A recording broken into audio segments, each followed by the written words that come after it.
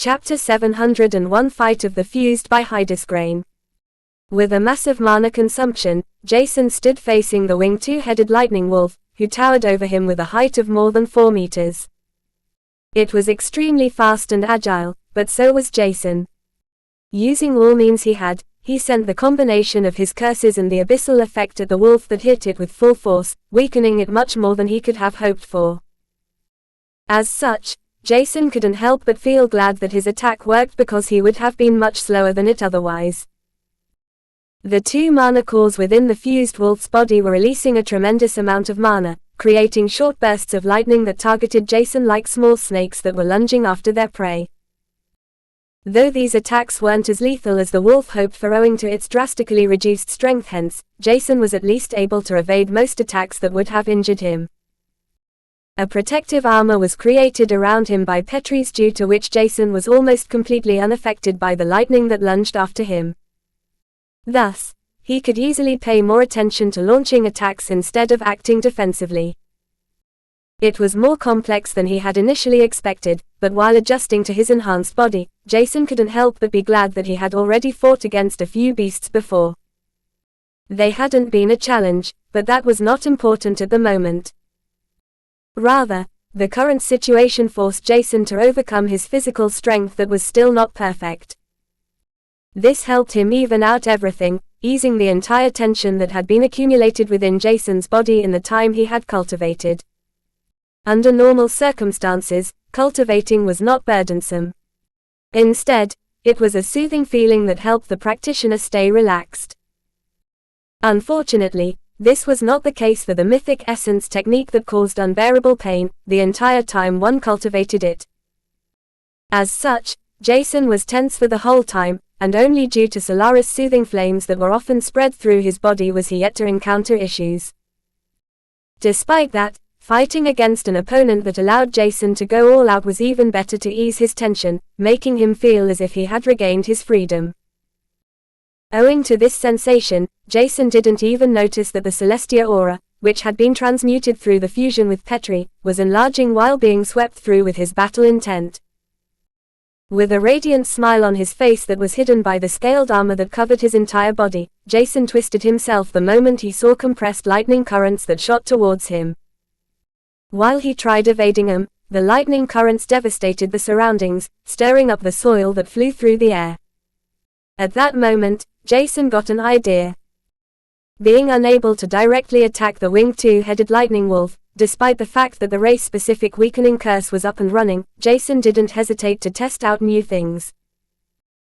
Owing to this free spirit of experimenting with all kinds of things, Jason manifested Solaris wings while being fused with Petri, only to conjure both icicles and fireballs which he threw towards the wolf, who didn't even bother to deflect the attacks. Instead, it enveloped itself in small lightning bolts that crackled and lunged at everything that entered their range. This was something Jason had already seen before. Thus, he had already expected this defense technique of his opponent. Little did the wolf know that this move had been exactly what Jason had wanted to see.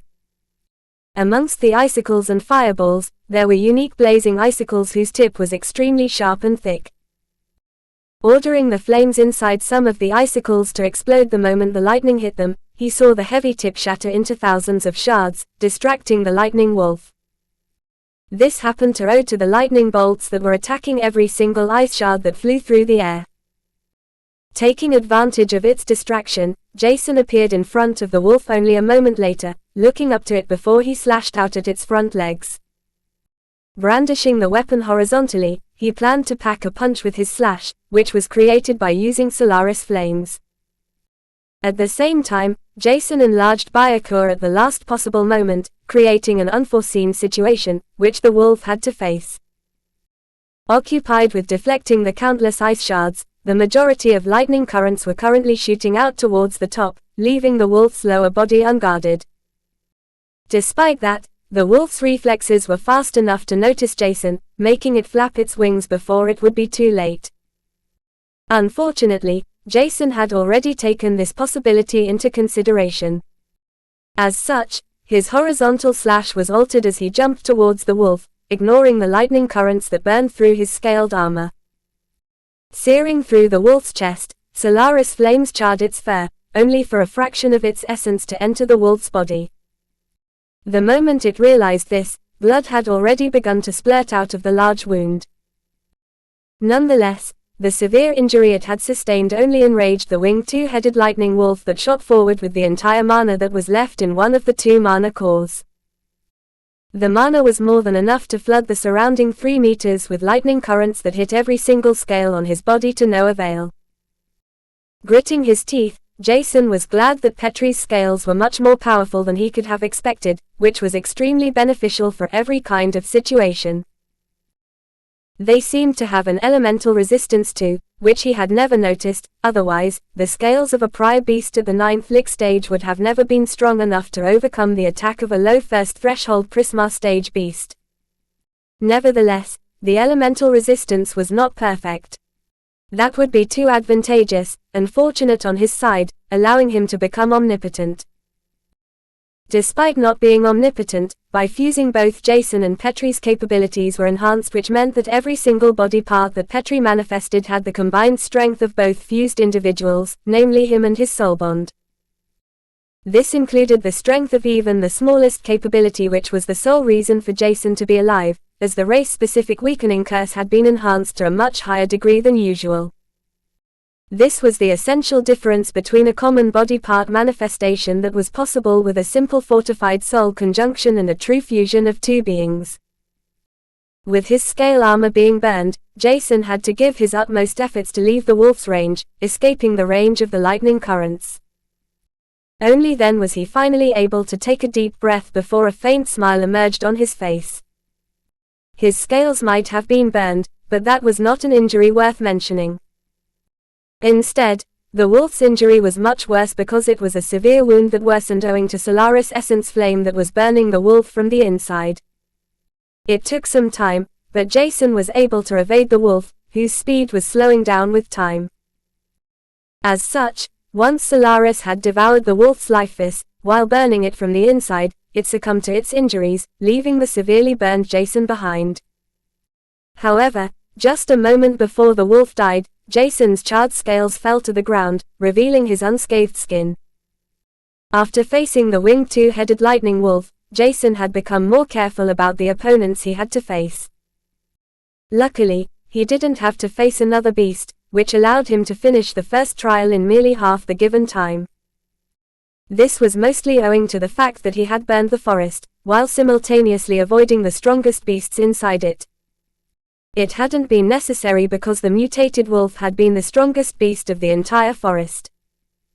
It wasn't fearsome owing to its soul strength, but the extraordinarily strong and unique ability to fuse with its brethren was what made it a powerful opponent. Because of that, Jason was glad that there hadn't been more beasts with a mutation, even less, a dangerous one like the winged lightning wolf had. Chapter 702 Infinite Maze by Hydesgrain. Jason was not sure if the pre-actors had to finish the same trials as him, but he assumed that they would pass them much more quickly than him. That would, at least, make some sense owing to the fact that they had been so confident in their own capabilities. Nevertheless, Jason was not sure how advantageous it would be if the 3 pre-actors would be faster or slower than him. As such, he could only continue advancing through the trials. After Jason passed the first trial, the immediate surroundings around him twisted and he was teleported somewhere else as the familiar robotic voice resounded in his head. First trial successfully completed. Required time, 36H, 42M, 04S, good achievement. All beasts inside the dome have been defeated. Excellent achievement. Merit points according to efficiency and speed have been added to Merit Bank. Second trial starts. Pass through the infinite maze. Allotted time. 30 days. When Jason appeared in the area where the second trial was held, he saw nothing but grey stone walls. Standing in the center of a place with more than 10 paths that led to different directions, Jason turned in all of the directions, trying to make sense of what was going on. I'm in the middle of a maze. That's great, he thought, with a bright smile on his face. Making use of his emperor eyes, Jason was able to see a rough blueprint of the maze consisting of the stone walls in a radius of more than 50 meters around him. This was owing to the difference between energy fluctuations released by materials in comparison to the freely moving cultivation energies. Jason found this to be useful enough, but owing to his emperor eyes, he could clearly see all kinds of traps that had been placed inside the maze. At the same time, there were beasts roaming in the maze, increasing the difficulty to venture through it even more. Nevertheless, Jason was not worried because the beast's strength didn't seem to be high enough to kill him in the blink of an eye. As such, he couldn't help but feel his confidence increasing. I can definitely be faster than everyone else in this trial. With the advantage he had received, Jason wanted to charge up to Jennifer as quickly as possible. In his opinion, this would be the best because his gut feeling told him so. The Preactor's wrathful hue worried Jason. And even without the unique hue, the combined strength, and what they had been saying to each other before entering the inheritance site, was definitely worrisome. However, at the same time, the fact that the Preactors came from far away, just to retrieve something, spoke volumes about the value of the things they were supposed to take back. Because of that, Jason believed that Jennifer should definitely try to obtain said item, even if it meant that she would have to fight against the 4 Preactors. Unfortunately, without additional help, Jennifer would die in that fight, which was the reason Jason wanted to inform her about everything. Maybe, she would attempt to assassinate them, and defeat an opponent before they could even react. In the end, this was just something Jason imagined. It was unlikely that the Preactors would get assassinated so easily. They held themselves in high regard as they were considered to be prodigies of their race, which meant that they had some treasures that would protect their lives if their reflexes were too slow. With that in mind, passing the inheritance trial as quickly as possible before leaving the Preactors behind would probably be the best. Unfortunately, Jason felt that this was not as easy as it sounded. Nevertheless, he could and would try his best as always. Now that his mind had been set in stone, Jason chose one of the many paths before he began to rush through the vast space that had nothing but walls, traps, and beasts. At the same time, he marked every path he took, trying to create a rough understanding of the maze in order to leave as quickly as possible. Once he found a dead end, Jason would simply leave a different symbol to mark the path at the last intersection.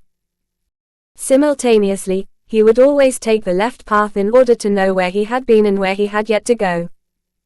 This would make everything much easier, and it should allow him to rush through the maze without any delay. In the end, he was even able to find out whether some paths were dead ends before he even entered them, owing to the Emperor eyes that were currently utilized with a vast, yet replenishable amount of mana. Thus, adding the other factors, Jason was able to advance through the maze without any delay.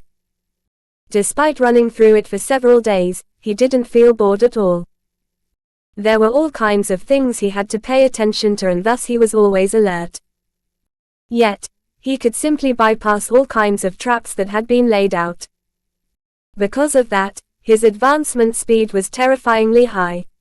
He felt that the maze was perfectly suitable for him, which meant that he was likely to pass it with lots of time on hand. Unfortunately, that was not exactly useful because he didn't really need to gain the approval of the inheritance site in order to receive the main reward. This was simply not needed because he didn't have 3 cultivation veins to make use of the possible reward, to begin with.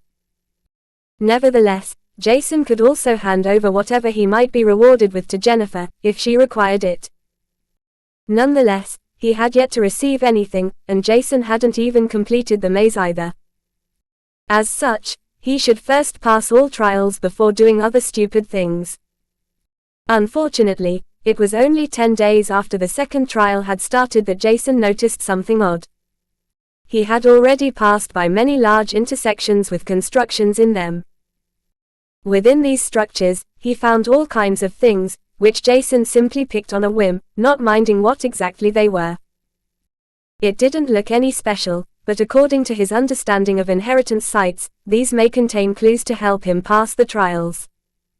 Because of that, he studied the things he had picked up from the structures. There were photographs, books, and all kinds of objects, but nothing seemed to be extremely helpful. Only the seemingly logical fact that the maze was infinite, just as the trial had said. Initially, Jason had believed that this statement was an exaggeration, but that didn't seem to be the case at all. Instead, it was probably exactly as the trial said, just that the word, infinite, was misused. In the end, there had been all kinds of clues showing him something Jason had to pay attention to. However, it was only until he figured out that he had misunderstood the entire situation. There were specific things one couldn't control in the infinite maze, and one of those was the fact that everything looked the same, adding to the confusion. The only difference was the buildings and structures that had slight dissimilarities, making them look almost identical. And this was exactly what had allowed Jason to realize what had been wrong, because he compared the items he had picked up inside all the constructions. All items are the same. Is the maze resetting itself? Chapter 703, Pass by Hydesgrain. All items are the same. Is the maze resetting itself? Jason was not sure if his assumption was correct, but if the maze was resetting itself, he would only go around in circles, there wouldn't be an end. Even years could pass without him passing the trials. As such, the second trial was not only designed to test one's ability to survive inside the maze, but also rational thinking, as well as the ability to tell glamour apart from reality. It made one look at all kinds of things in detail, questioning if what was in front of them was real or an illusion. This impressed Jason, but at the same time, he was annoyed because he had wasted too much time. Yet, one could say that he had figured out everything much faster than others would probably be able to. However, that did little to ease his mind, because he now had to figure out how to pass the infinite maze trial. If it's always resetting itself, there shouldn't be a destination I can reach just like that. Rather, it's probably more like I have to fulfill certain requirements for something to change. Either the final destination is a physical place or just a portal. If it's the latter, the portal I'm looking for should be manifested through runes, in some way. So, should I start looking for specific runes now? Jason tried to make up his mind before acting. Even if he had wasted some time, his Emperor eyes would help him catch up soon. That was because he didn't have to search for any clues to pass the trials, but specific runes that could create portals. His confidence grew a little because Jason had seen countless runes thousands of times during the last few months while reading many books stored in his spatial ring. World bridges interested him the most, which was partially the case because he had yet to take revenge on certain individuals of races that had made his life miserable. The coordinates of the planets they came from were imprinted on his mind, and even if it might just be an intermediate stop, Jason knew that he could easily find out more information in those places. However, in order to achieve this, he required more strength. Reaching the Spectre stage would already be a great achievement because Jason assumed that the strongest beings of common races like the Ephrata race would probably have at least one powerhouse at that stage. As for higher races, they would have more powerhouses at that stage. Yet, Jason was not sure how the numbers of powerhouses were at a higher stage, but it would simply take too long for most common and higher races to reach the stage after the Spectre stage. Nevertheless, the Myoldra and Bahrain race were strong, and Jason knew that his revenge required lots of patience and extreme strength. Thus, it was even more important to finish the trials with the best possible result, even if the final inheritance was not suitable to him. Other rewards were still great enough to make him work even harder, while he also had other tasks to complete. With that in mind, Jason began examining all runes he could find with a distinct look in his eyes. Because there were thousands of runes, and he had to pay attention to each of them, it took Jason more than 3 days before the infinite maze seemed to reset once again. However, in the meantime, Jason had found the answer to what he had been looking for. Each trap is connected to the other, and the building construction has one particular rune which activates a portal with the energy supplied by the traps. He asked himself, not sure if that made sense. Triggering traps would lose all of the mana that had been used to empower them. As such, if neither he nor any other beast would trigger even a single trap, the supply of energy would be more than enough to activate the rune inside the building construction. That had to be the case, otherwise, Jason was not sure why every single trap would be connected to the unique-looking house. Thus, he rushed towards it, the moment the infinite maze reset, without triggering even a single trap before he activated the well-hidden rune. Somehow, it was as easy as that, which caused Jason to wonder whether he had just wasted his time, or if everything was different than it seemed. But that didn't seem to be the case because every single trace of energy gathered inside the house, only to fully activate the rune.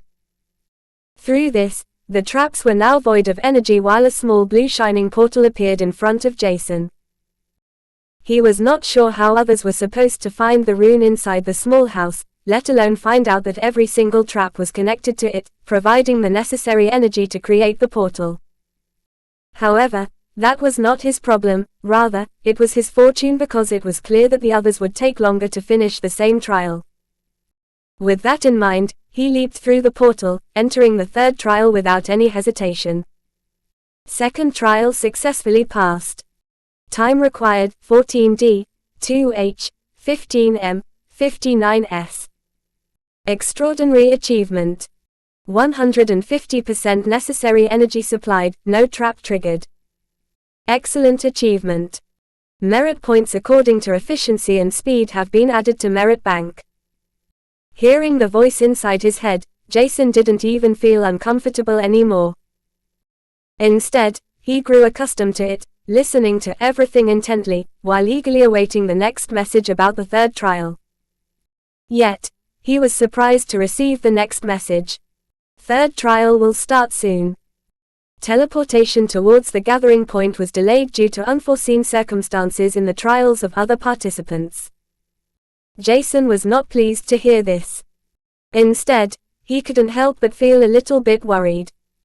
From the looks of it, the pre-actors had either done something they shouldn't, without caring about the aftermath, or they had passed specific trials by unfair means. The trials were supposed to test someone according to their suitability to specific inheritances.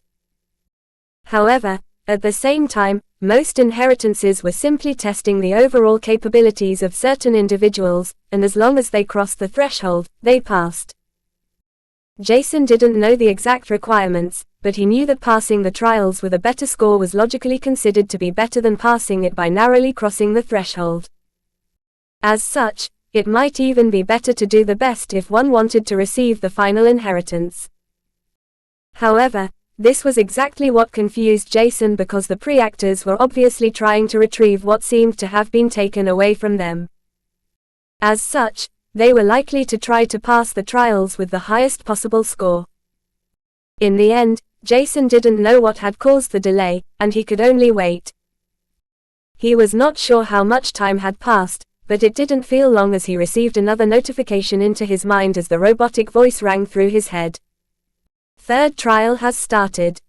Demonstrate your talent and unique features within the following hours. After everything is shown, the third trial will be concluded. Jason was not sure what exactly he had expected for the third trial, but he hadn't expected to hear something so vague. As such, he couldn't help but feel a little bit astonished as he summarized the requirements to pass the trials until now. First combat strength and survivability, then logical thinking and perception, and now talent and trust to reveal my secrets. What else will this inheritance test me, my honesty or what? Chapter 704 Superior by Hydesgrain. Jason felt uncomfortable with the choice of words the robotic voice had used to announce the third trial's task. After everything is shown, implied that he had to reveal all of his hidden traits, which was definitely not what he wanted, even to pass the trial. However, this was only a small issue in face of the multitude of hand-sized spheres that were levitating inside the room he had been teleported to.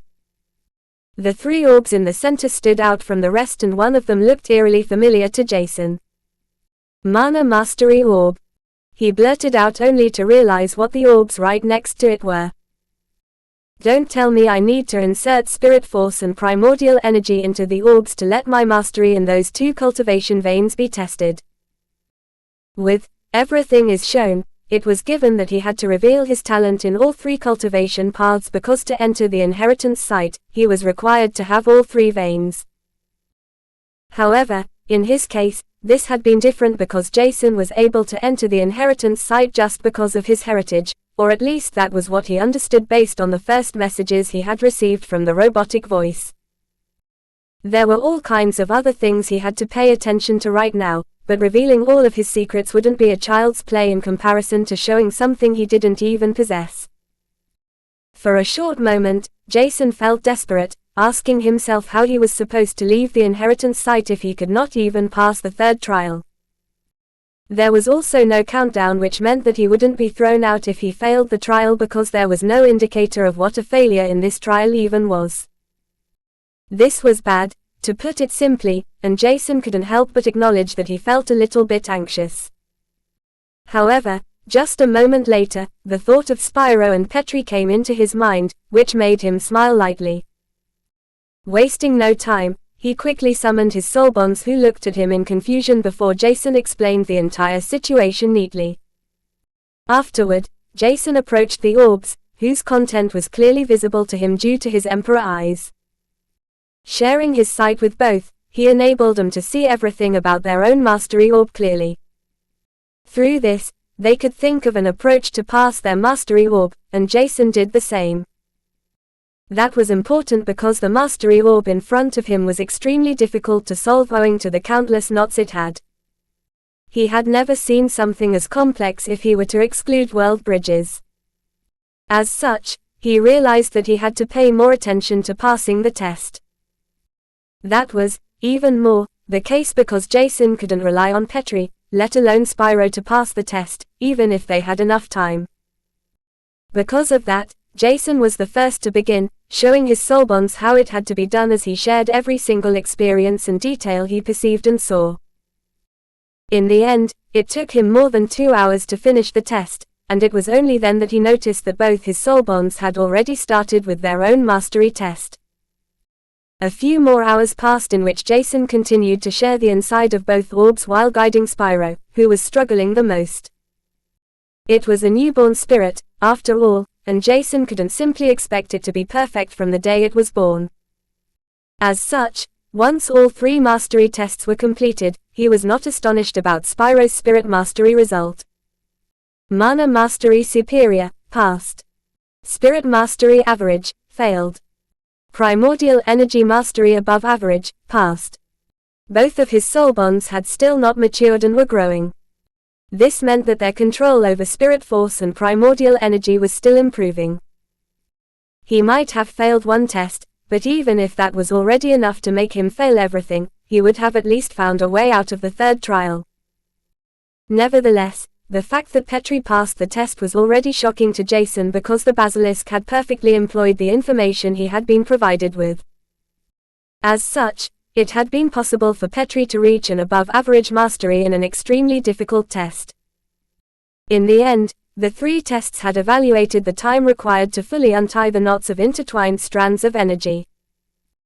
With that in mind, Petrie might have finished the task barely some time before he reached the maximum time limit, but that did not matter, having passed the test was the essential point. Even Jason couldn't help but feel that it was tens of times more difficult than the most difficult Mana Mastery Orb he had solved. However, that was not exactly impossible to happen because the last time he had tested his Mana Mastery was on Argos at the Liberation Tournament.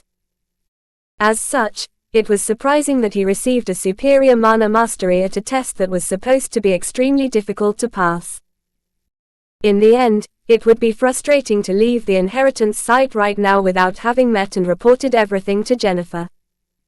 But, the worst-case scenario at least gave him the opportunity to leave, which was better than being imprisoned forever. Because of that, he couldn't complain as he continued to reveal his Celestia aura and stigma, unleashing them to the fullest extent. Following that, he used the curses and his abyssal ability, only to add their combined force. Even after doing all of the above, the third trial was still requesting him to reveal more. This was annoying, thus Jason simply revealed all his remaining capabilities. Fusing with Petrie, he simultaneously summoned Solaris and Byakuur, only to release his entire mana that was not only much stronger than others but also 4 times more in quantity. Yet, despite having shown everything, the trial was still not done and the robotic voice didn't resound in his mind. Thus, he summoned Artemis, who was in her cocoon, followed by his entire soul world which he manifested inside the space around him. Right now, he just wanted to pass the exam and leave. As such, he revealed his soul world that had reached a size Jason didn't even know. Jason only knew that it was gigantic, and still growing, which was why he had never bothered about figuring out the exact size. Its size had never mattered to him, after all. After the soul world had been summoned, the entire space around him twisted, because the small dome he was in was too small to accommodate the soul world in its entirety. Because of that, Jason had to retract it a moment later, followed by allowing his soul bonds to leave with the soul world, where they returned to. However, even after all of this, the trial was still not completed, which made him angry and confused at the same time. What else is there for me to show? It's not like I concealed anything. My eyes, the soul world, my soul bonds, the Celestia aura, all stimmers, my highly compressed prismarine crystal, the curses, what else is unique about me?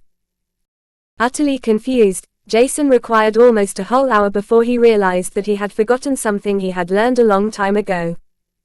Don't tell me it's the pressure I comprehended. This shouldn't be the case, but Jason nonetheless released his pressure without using a single mana particle. Yet, this didn't seem to be the right answer, only to give Jason a hint that caused him to frown. It cannot be the chaos attribute, or the soul fraction of the mysterious beast, right? The chaos attribute shouldn't be counted as my unique feature. Chapter 705 Back Together by Hydesgrain.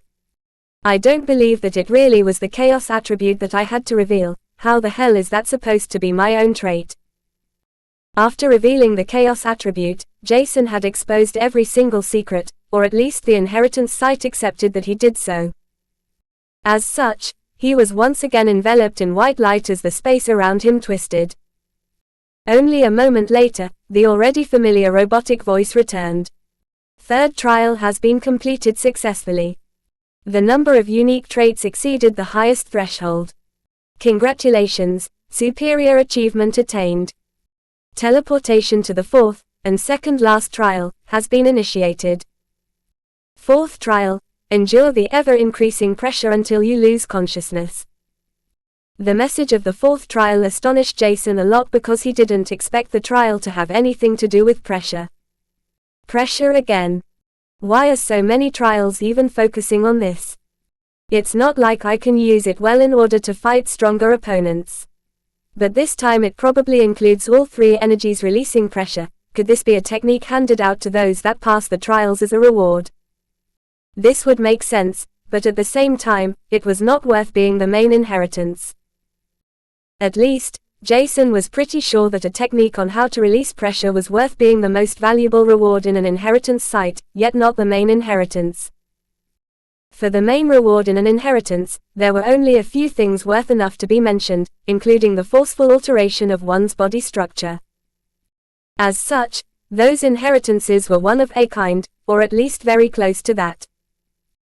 However, in the end, none of that should be an issue for Jason, because his Celestia aura and Emperor eyes were proficient in dispersing pressure around him as long as he wanted that to happen. He was not sure how well this would work for all 3 energies, but he was not worried about it at all. Yet, what made him feel a little bit iffy was the fact that the fourth trial would only end when one lost consciousness. With that in mind, Jason couldn't help but feel that something bad was about to happen. His eyes fell on Jennifer's silhouette further away from him, the moment he appeared at the location where the fourth trial was held. No sooner had he appeared, the pressure of 3 intertwined energies enveloped Jason, forcing him to his knees before he could even react. His muscles groaned and his joints creaked, and it was only when Jason was finally able to release the Celestia aura, followed by inserting mana into the Emperor eyes, that the pressure dispersed. He knew that this was only a temporary solution, but it would definitely help him stay conscious for more than a week. That should be enough to pass and enter the last trial. Yet, this was not why he had entered the inheritance site of the three energies, to begin with. His reason had been Jennifer, and given that she was endangered due to the sudden appearance of the Preactors. As such, he had to report everything to her. He knew he wouldn't be a match for their strength, but he at least hoped to stay by her side and possibly help her figure out how they could defeat the Preactors. What he lacked in muscle he made up with strategic thinking, so he hoped he could find a way out without being heavily injured, let alone dying in the same attempt. Because of that, Jason got up from the ground, only to notice that the pressure on him was not completely dispersed. However, it was not high enough to make him feel like he was suffocating. Thus, he didn't bother to insert more mana into his Emperor eyes.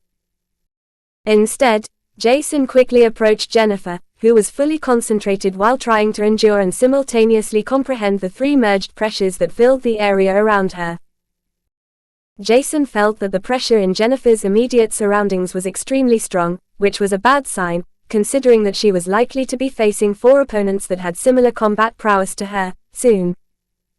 The moment Jason appeared around Jennifer, her silver eyes opened instinctively as her reflexes took over. Within an instant, her fingers curled around the 2 daggers in her hand, as she got up from the ground. She released all 3 of her energies and disappeared from his sight.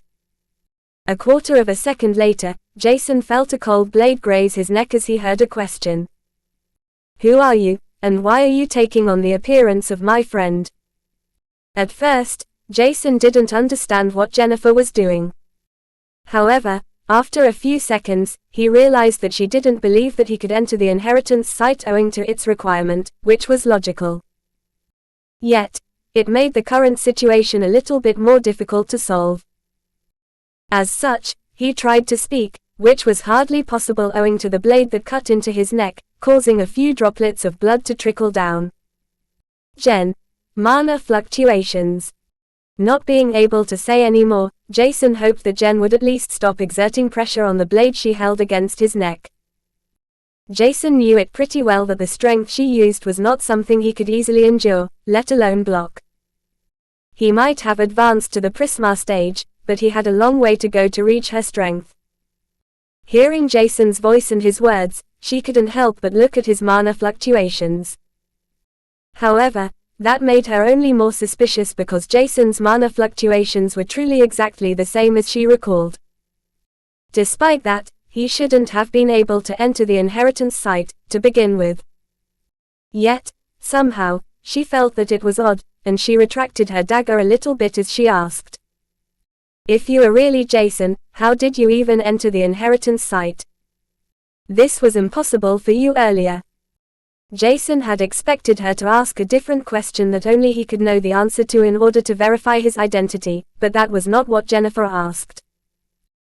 Because of that, Jason didn't answer for a moment, only to blurt out, "After advancing to the Prisma stage, the Celestia aura swept through the temple and I felt the same suction force you felt.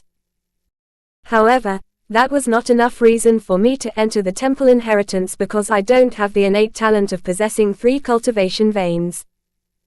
As such, I had planned to leave and search for my own inheritance, until 4 Preactors arrived, entering temple owing to their 3 cultivation energies." Being able to speak properly once again, Jason made proper use of this opportunity, giving her a brief summary that caused Jennifer to halt in her tracks. Celestia aura. Preactors, 3 cultivation energies. In the end, Jennifer was utterly confused, but it was only now that she sensed his aura once again, and a moment later, Jennifer's eyes locked with Jason's as he turned his head towards her. They were glowing in the overly familiar colors, and deep within them, Jennifer could detect kindness and all other emotions that had been hidden in the depth of his soul. In her entire life, she had only come across a few people in her life whose eyes were the entrance to their soul, hiding or revealing certain emotions, and Jason was one of those few. Adding his dense mana fluctuations, the unique aura he released, and the golden glow, she couldn't believe that he was not an illusion, let alone someone from a different race trying to mimic his appearance and every single characteristic.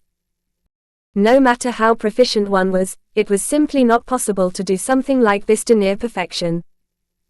As such, Jennifer completely retracted her daggers, giving Jason some space to breathe, only to hear him complain. "Do I have to endure something like that every single time? I want to save you from a miserable death." Jason's complaint confused her, but at the same time, she recalled what he had said earlier. "What did you mean with the Celestia aura? That's not your aura, right? And who or what exactly are the Preactors? Did you see them, and how are you so sure that they will pass all the trials up to the fourth? The first 3 trials were already difficult, and I almost didn't make it out of the maze." Listening to her, he couldn't help but feel confused because she didn't even wonder how he had passed the trials while saying that the others wouldn't pass them easily. Either she didn't notice that he had passed the same trials, or took him to be much stronger than he had believed Jennifer would. In the end, this was not the important factor, and he also ignored the question about his aura, as he explained everything he had noticed about the Preactors. This took him less than 10 minutes, and when he was done, Jennifer looked at him in doubt. "So, you want to tell me that 4 Preactors at the peak Prisma stage, with 3 awakened cultivation veins, entered the inheritance site that was created by one of their traitors, who stole something. Other than that, it was just their punishment which forced them to obey their superior, who sent them to the inheritance site to take their treasures back to their home planet that is also much better than Mana. That sounds very unique." Jennifer didn't even question whether he was stating the truth or not, and simply accepted everything Jason had said. "Yes, and they're extremely dangerous because they seem to be filled with wrath, and act impulsive, otherwise, they wouldn't have attacked and killed prodigies at a gathering event. That is under the assumption that what I heard was true." Jason felt like adding this because it was the major reason for him to follow Jennifer into the inheritance site. He didn't want her to be injured, let alone die because of the Preactors. As such, he had planned to finish the trials and leave them as quickly as possible. However, from the looks of it, the 4th trial was shattering his plan because they were unable to leave without losing their consciousness. At that moment, Jennifer smiled schemingly as she said, "If that's the case, let's kick their butts. If we cannot kill them, let's force them to lose their consciousness the moment they arrive, that is, if they're really as confident as you said." Chapter 706 Seals by Hydesgrain. Jennifer's confidence caused Jason to look at her in doubt. Even though she was strong, they were talking about knocking out 4 beings that originated from an even greater planet, with roughly the same combat prowess as Jennifer. That was not something they could do just because Jennifer deemed it easy, and Jason couldn't help but think that she was underestimating the threat. However, her next words were not something Jason expected to hear. "If you use your Chaos attribute just like last time, you should be able to release a similar effect as you did with Prince Leo, right? Considering that you are much stronger now, even I shouldn't be unfazed by the combined attack of your curses, the abyssal effect you told me about, and the Chaos attribute." These words caused Jason to stiffen because he didn't expect that Jennifer was seriously considering his participation in this fray. However, that was not all because it looked like she wanted to gamble on him and see whether he would be able to achieve the same feat as before. Seeing the dumbfounded look on his face, Jennifer couldn't help but smile weirdly as she asked, "Can you not do that?" She didn't sound mad or annoyed at all. It was more like Jennifer knew that the Chaos attribute was not exactly his own, just a weird additional trait that he had within him, and could control it to a certain extent. Because of that, she had secretly hoped that Jason could do the same feat over and over again, as long as he met certain requirements. Yet, from the look on his face, it seemed to be a little bit more complicated. This caused her to feel that executing her earlier plan was more difficult than expected. Thus she had already begun to think of other solutions to stay inside the inheritance site without being killed or losing on the merit points she had accumulated.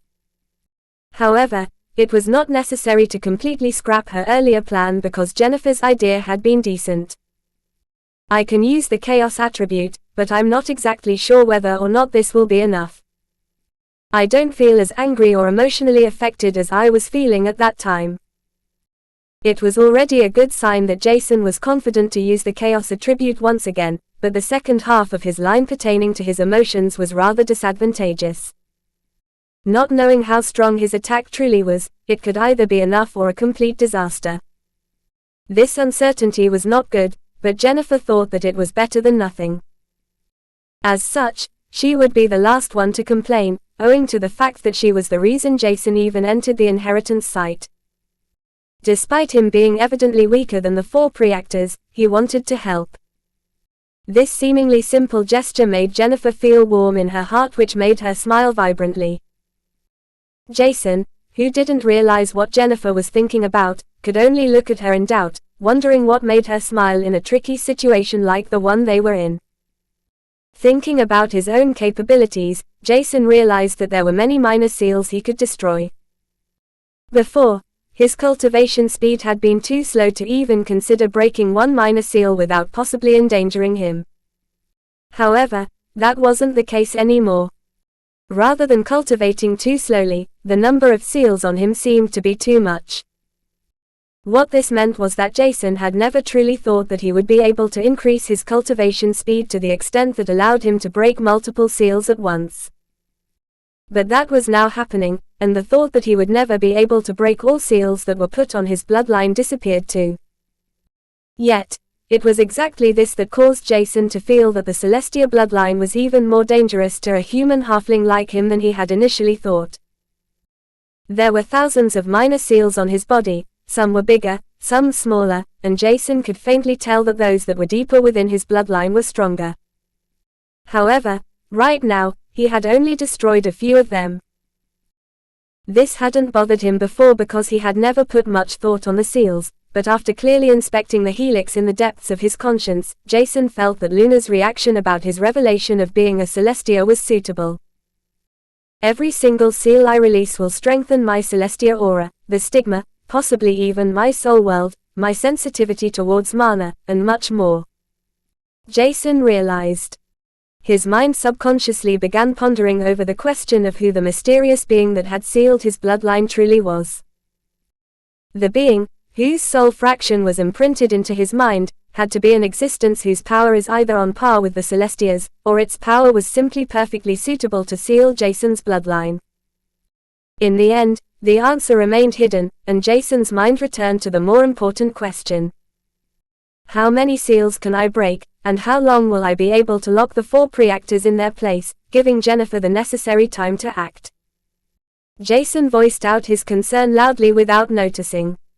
This caused Jennifer to look at him in confusion.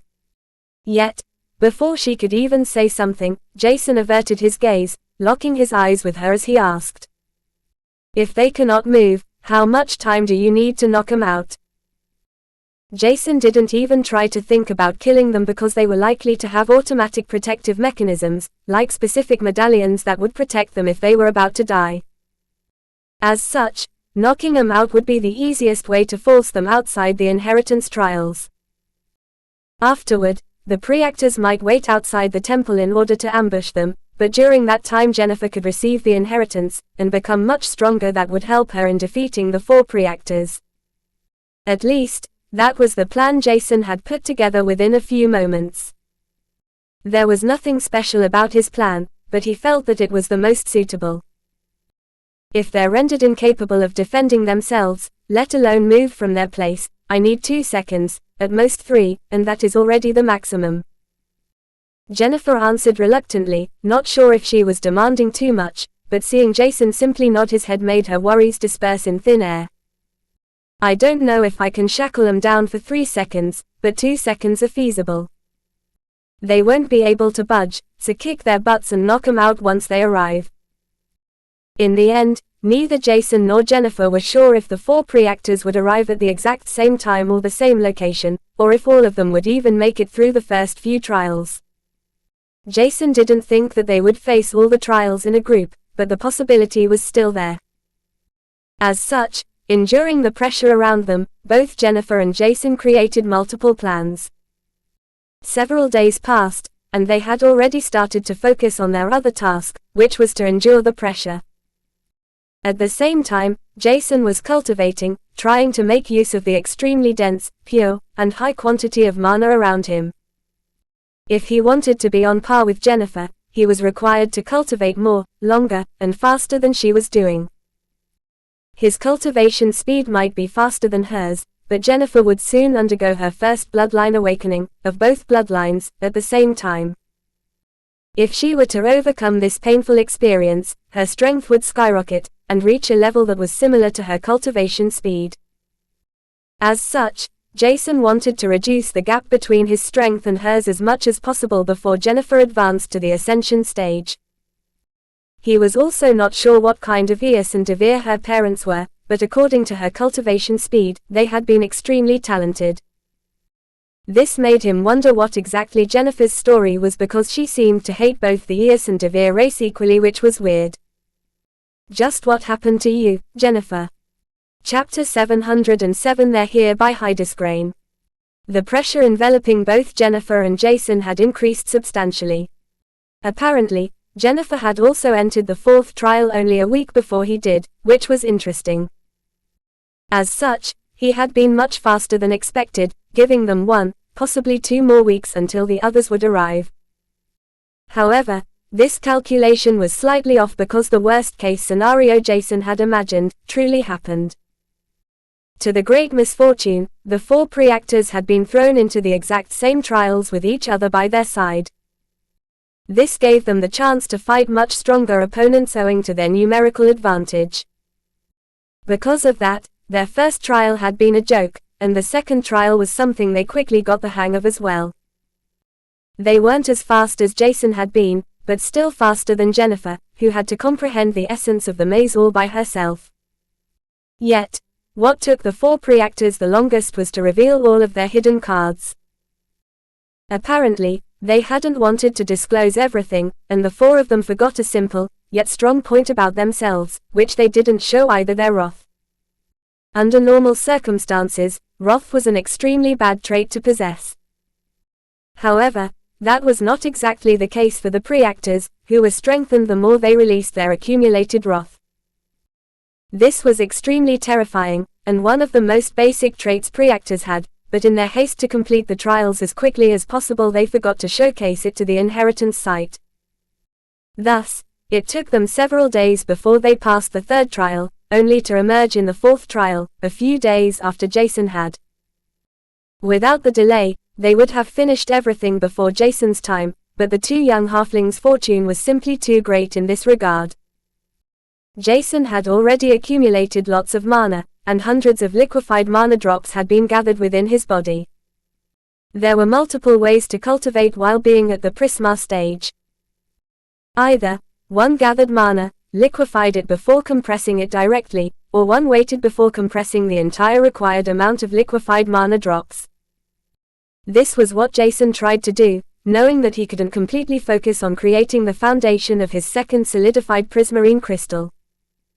Right now, he had to also focus on his surroundings, and be ready to react the moment the pre-actors arrived. As such, his attention had to be split, which was not feasible during the solidifying process of prismarine crystals. Rather, it would harm him if a mistake were to occur. Meanwhile, Jennifer was trying to comprehend the pressure of the 3 energies, as it was something that could help her in the future. She was extremely interested in it, and only when both felt something weird, they stopped whatever they were doing. Getting up from the ground, Jason and Jennifer walked towards each other with serious expressions as they nodded their heads. Both knew that the pre-actors were about to arrive, and oddly enough, Jason felt that he knew where exactly they would appear. Owing to this prediction, he turned to face a particular direction, which Jennifer noticed. Even she felt a sensation to what Jason suddenly felt, as faint energy currents manifested on the exact spot Jason was eyeing. How did he know? Jennifer wondered, but there was no time to ask. As such, she readied herself to fight once she saw the gray skin of the first pre-actor that emerged, followed by the other 2. They were exceedingly calm, and looked around confidently, only for their eyes to widen the moment they encountered both Jennifer and Jason. Not expecting to see someone else in the inheritance site, they were taken off guard, and Jennifer used the moment to appear in front of them. Before they had time to know who was in front of them or what was happening, Jennifer lifted her right leg, kicking out at the neck of the closest pre-actor, whose reflexes took over his body. He wished to evade the kick before initiating a counter-attack on the young woman who released tremendous energy currents of 3 intertwined energies and the repulsive darkness and light affinity. Yet, before he could even take a single step or twist his body, the Preactor saw a bright golden light shining from behind the young woman. Instinctively, his eyes were drawn to Jason, who seemed to devour the oblivious Preactor's entire being. The moment Jason realized that all 4 Preactors were teleported at the same time, and in the same spot, he couldn't help but smile lightly. It might have been a one-sided fight had he not sensed anything, but owing to his Emperor eyes and distinct senses, Jason had foreseen where the teleportation would occur before anyone else. As such, he didn't hesitate even for a single moment as he opened all the loose seals that were put on the Celestia bloodline. Jason didn't count them, but there had to be over 20 seals that were broken at the same time. Through this, an enormous amount of energy was released, followed by the remnants of the chaos attribute that had maintained the seals for a long time. His body began to bulge owing to the energy that swirled through him. Yet, instead of being released outside, it remained inside his body, sweeping through every single cell within him, only to strengthen them. At that moment, Jason unleashed his Celestia aura that began to flare up, enveloping a huge radius spanning several meters around him. Following that, his stigma was fully unleashed even without him actively doing something. Through this, Jason felt how his entire body began to itch due to the ginormous energy waves as he led them towards his eyes. Inserting every trace of excessive mana, the chaos attribute, and other remnants of whatever had been used to seal his bloodline, Jason's eyes began to glow in a vibrant golden color. Yet, the more energy filled his eyes, the higher the pressure he felt became, and he noticed that blood leaked from his eyes. However, instead of minding this, he simply ignored the pain that began to suddenly spread through his body. Having released every single seal until his body couldn't take it anymore, Jason's strength skyrocketed as his physique was refined over and over again, only for the distinct aura to envelop his entire body. Through this, Jason looked like a being entirely clad in a golden color with silver, divine streams radiating from him. These streams gathered above his forehead as a faint halo emerged. At that moment, he released the entire stored energy as he exerted the petrification and race-specific weakening curse, in addition to the abyssal curse that was overflowing with the chaos attribute. All of this was released in one massive attack that ravaged every single being he targeted, affecting them immediately. Jennifer had only felt the sudden surge of energy behind her, which had shocked her greatly. However, knowing that it was Jason's doing, she didn't mind it. Yet, the moment she wanted to kick out at the Preactors, a shocking scenario occurred. How? Chapter 708 Overbearing by Hydesgrain. Just as Jennifer was about to kick out at the first of the 4 Preactors, their body appeared to petrify before their eyes turned black as they disintegrated into countless manifested energy particles. They hadn't been killed, but forcefully expelled from the inheritance site, yet, she hadn't done anything to achieve this. As such, Jennifer couldn't help but feel odd. At that moment, a thunderous roar reverberated in the entire space around them, as the ground began to violently shake, which caused her to turn around to Jason. Did Jason deprive them of their consciousness? She assumed in shock, only to see that his appearance had drastically transformed. Just what did I request him to do? Jennifer blurted out subconsciously, her eyes trained on Jason. His aura enveloped him tightly, merging with Jason, and making it seem as if his skin turned partially golden silverish. Blood leaked from his eyes that had turned pitch black, while the chaos attribute swept over, creating torment waves of energy that pushed Jennifer, forcing her to take a few steps back. Never had she sensed such terrifying energy, even less from someone with a much lower cultivation base than hers. Because of that she was already shocked, yet that was not everything about Jason's appearance that had changed. While his Celestia aura had become even stronger, materializing in a distinct golden color that had silverish strands, his stigma seemed to have enlarged too. However, that was not all, because the most apparent change in Jason's appearance was the halo that had manifested slightly above his forehead. It released unfamiliar energy waves which Jennifer could only faintly recall from somewhere in her past.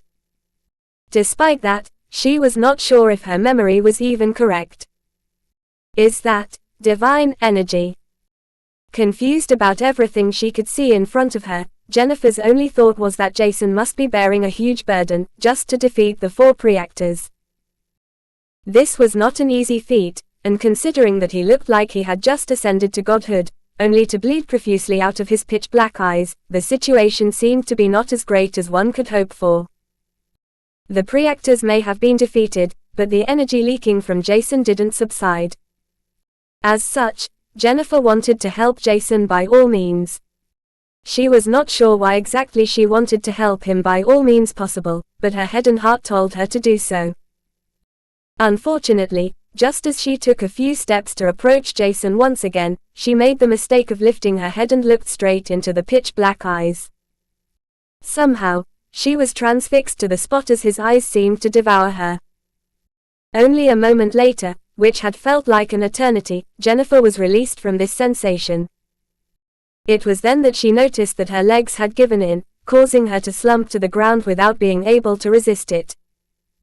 She hadn't even been the target of Jason's attack but had almost lost her consciousness, just like the 4 Preactors. As such, Jennifer realized that not only was Jason's strength much higher than she had assumed before, but also the burden of unleashing this strength was too much to handle. In the end, Jason had to face the consequences for acting the way he did.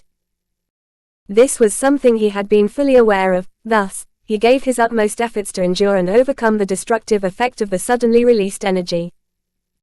While distributing the attack on all of his 4 targets uniformly, Jason realized that the chaos attribute that had been used to maintain a few seals was not enough to defeat all 4 Preactors. At the same time, Jennifer's strength was too unreliable, so if he had been unable to shackle down all 4 of them, the results would have been devastating for them. As such, he had given it his all, ignoring everything else, to protect himself, and Jennifer, who he had grown fond of. If Jennifer wouldn't have been close to him, Jason wouldn't even have bothered to rescue her, let alone enter the inheritance site. But, despite knowing that there were 4 opponents, who were likely to kill them, if they were to encounter each other, he took the risk. It was just that both Jason and Jennifer didn't realize how important they had become to each other.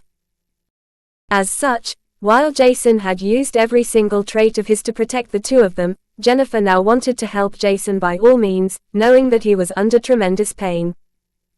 Approaching him slowly, Jennifer realized that the energy released by Jason was slowly being regulated. Or, at least, that was what it seemed like, because Jason didn't expel the energy anymore. Instead, he did something crazy the moment he noticed that Jennifer was affected and almost thrown out of the inheritance trials due to him. Using his energy to strengthen every single cell inside his body once again, Jason forced the remaining chaos attribute under his control as he enveloped it with the Celestia aura. Jason didn't care whether the chaos attribute belonged to the mysterious being whose soul's fraction was imprinted into the deepest part of his consciousness, or someone else. The moment it was released into his body, he should have taken it as his. This should have been obvious, but Jason hadn't done so. Instead, he had pushed away from the chaos attribute, only using it to enhance the abyssal effect of his Emperor eyes. Yet, Jason's opinion had changed, and he would annex every ounce of the remaining chaos attribute that was uncontrollably leaking through his Emperor eyes, without an exception. Closing his eyes, he concentrated on doing so, and the uncomfortable and eerie sensation around Jennifer vanished, only to leak around the area of Jason's head, or to be precise, his eyes. Forcing it to stay inside his eyes, the Celestia aura started to annex the chaos attribute by using the overwhelming characteristics of a true Celestia, and a small margin of the remaining energy.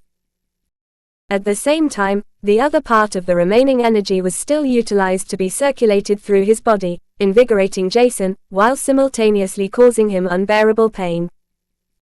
By unleashing more than 20 minor seals that had been put on his body, the energy that would normally be used to maintain the seals, and the bloodline had been released at once.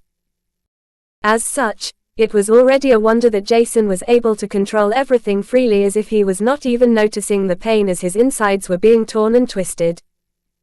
In the end, he felt it, but that didn't mean he had the time to pay any more attention to it.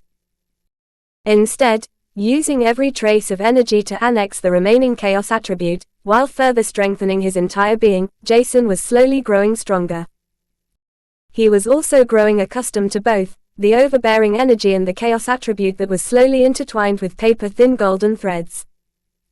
He was not sure how much time had passed, but what Jason realized was that the golden halo made out of the purest energy didn't disintegrate.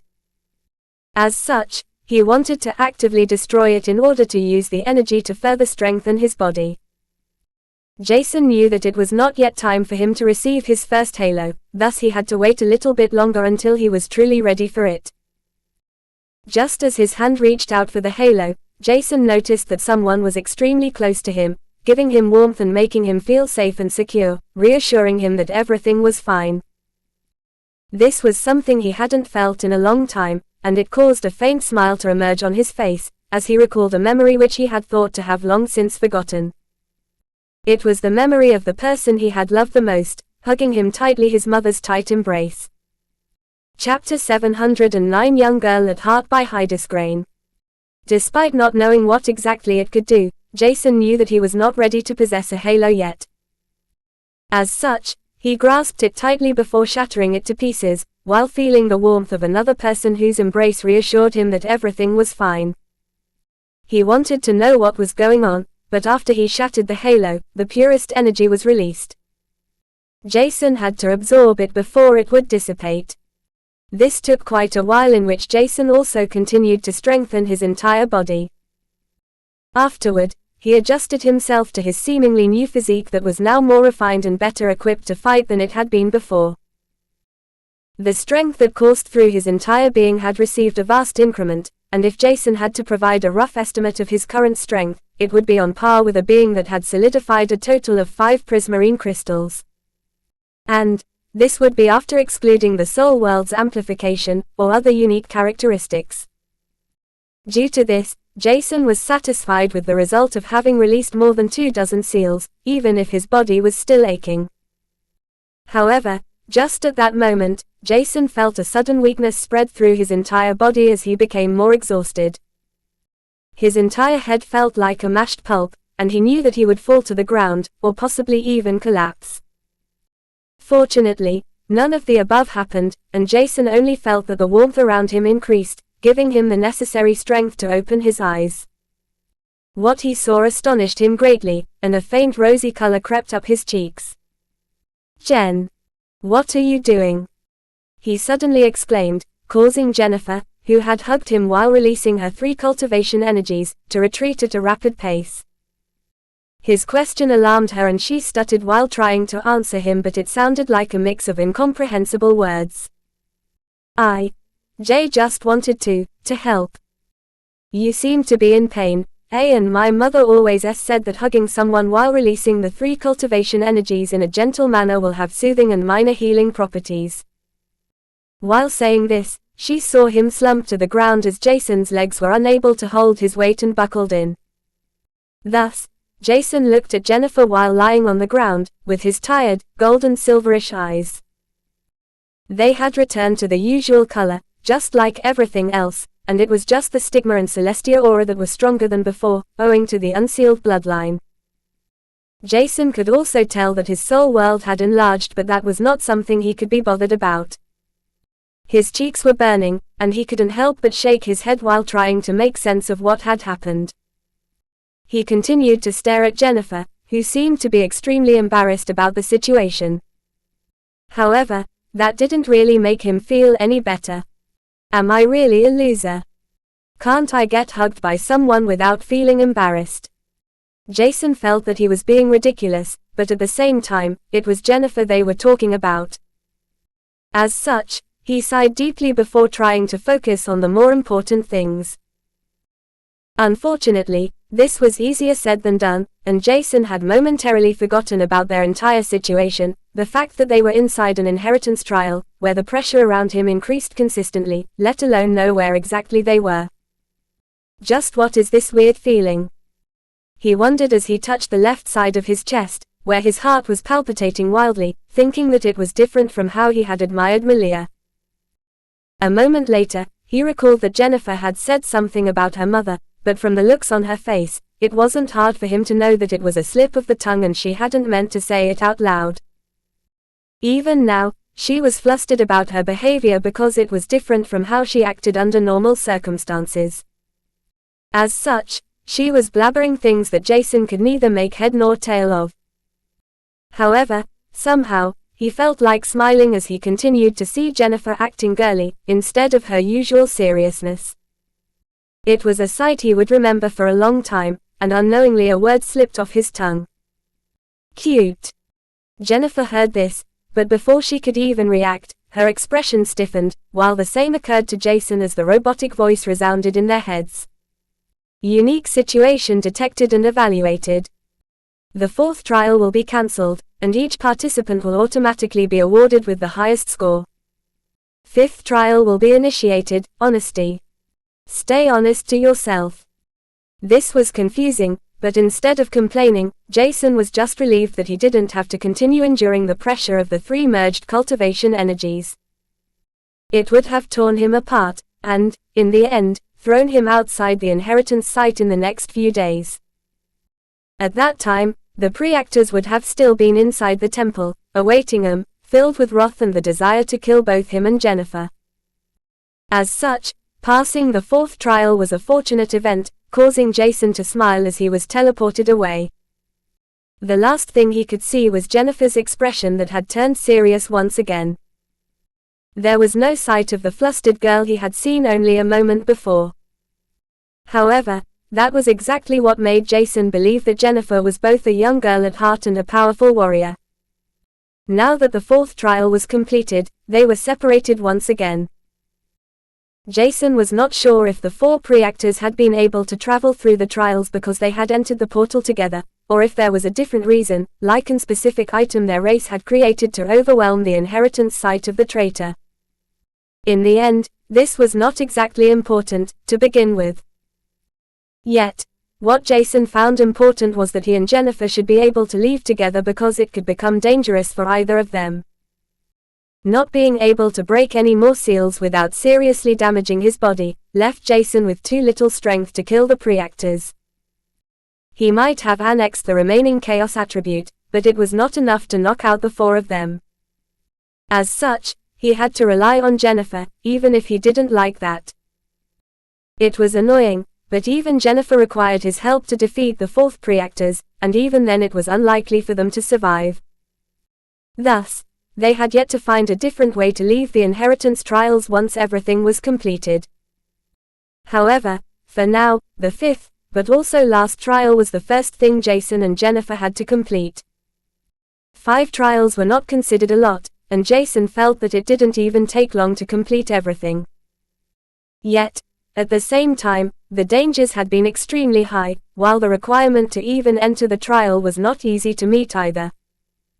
With that in mind, Jason was eager to figure out what exactly the honesty, the fifth trial required was. Chapter 710 Honesty by Hydesgrain. That's it. Jason subconsciously blurted out, the moment he appeared in a new room that looked just like a classroom. He was completely alone, without anything but a chair, a huge stash of files in front of him, and a seemingly ordinary pen right next to it. This felt weird, and after reading the first 2 questions, Jason couldn't help but feel odd. What type of cultivation vein did you awaken, and at what age? Where were you born? If the demanded honesty only included questions about himself, it would be extremely easy, and not a challenge at all. Yet, the 3rd and 4th questions were already something more personal that allowed Jason to understand that the questions would become more difficult to answer with a guilt-free conscience. Who are your parents? What do you regret the most? How many innocent beings did you kill? Why did you kill innocent beings? Describe yourself in 3 words. The questions about his regret and the deaths of innocent beings at his hand were supposed to increase his guilt about something he couldn't change. There were many things he regretted, but in the end, there was no way he could go back in time and correct his mistakes.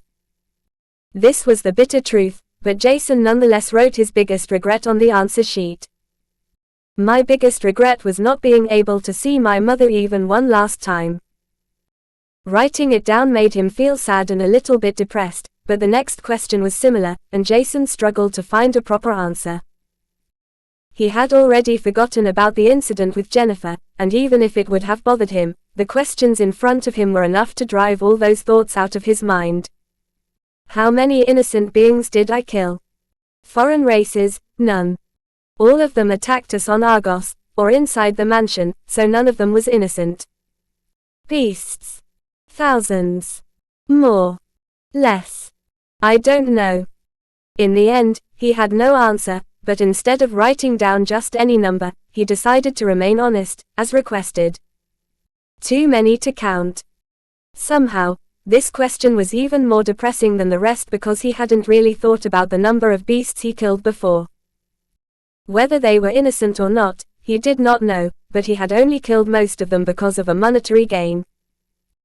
Jason knew that it was wrong, but at the same time, it was the only way to become stronger, to survive, and to prevent those close to him from being injured, crippled, or possibly even killed. Even though he didn't want innocent beings to die, if they had something he required to save those he loved, he would kill them mercilessly. That was something he had learned during the last few years. The strong keep becoming stronger while the weak suffer. As such, he had to become one of the strong, to at least protect his soul bonds from being forced to sacrifice themselves, just to save him. This was the bare minimum amount of strength he was required to have, and not even a minuscule degree less.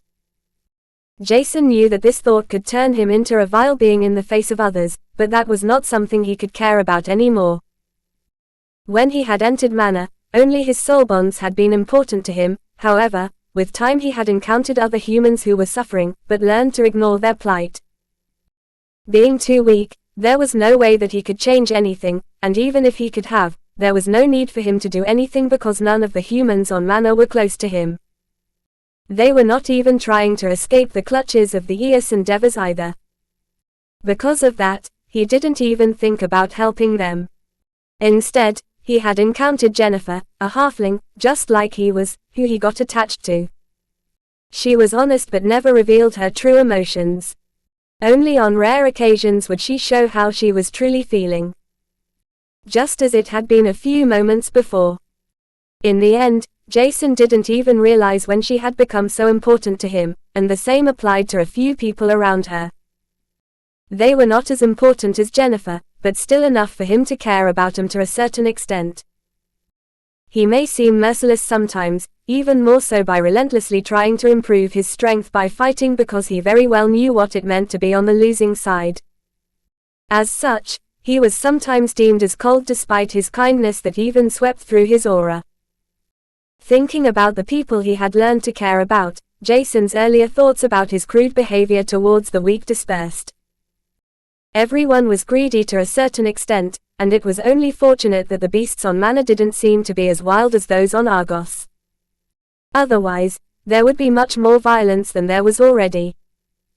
Shaking his head, Jason tried to regain his composure, and avert his attention back to the files in front of him. With the criteria that he should remain honest, the entire fifth trial shouldn't be too difficult. At least, as long as one was able to cope with the consequences of one's own thought, or if one had to lie to oneself. There were many occasions in which one would say, "I would definitely help," only to deny the moment the given scenario occurs. As such, Jason knew that even the easiest questions had to be carefully thought through. Thus, the last trial was seemingly easy, yet extremely difficult at the same time. Sometimes one's heart tells one to do something, only for the rational part of the mind to stop them from doing exactly that. Hence, one had to be absolutely certain about oneself before answering all those questions. Jason was not sure if he knew himself perfectly, because that was simply too difficult. He couldn't even describe himself properly, without feeling like he was exaggerating. Who was he even, to begin with? Did he have heroic traits, or was he more like a misunderstood villain? Maybe both, or possibly even none of them. Was he kind, or cruel? In the end, He could be everything, and it was just that the correct questions had to be asked to get the desired answer. Answering the question was not difficult, but being 100% honest to oneself was. Jason never expected this to be the case, and he had to skip dozens, if not more than 100 questions first because he had to think about them in depth. Mindlessly scribbling anything that came to his mind was not the best idea, and he didn't have a specific time frame in which he had to answer the questions either. As such, given that he had more than enough time, there was no need to stress himself. He hoped that Jennifer was doing the same because it was important for her to pass the trial, just like it was for him. Jason didn't need the main inheritance, but he just wanted to survive first, and get a reward later. In order to ensure their survival the moment they stepped out of the inheritance site, they had to be prepared for everything, including the onslaught of 4 peak Prisma reactors that had all 3 main cultivation veins awakened.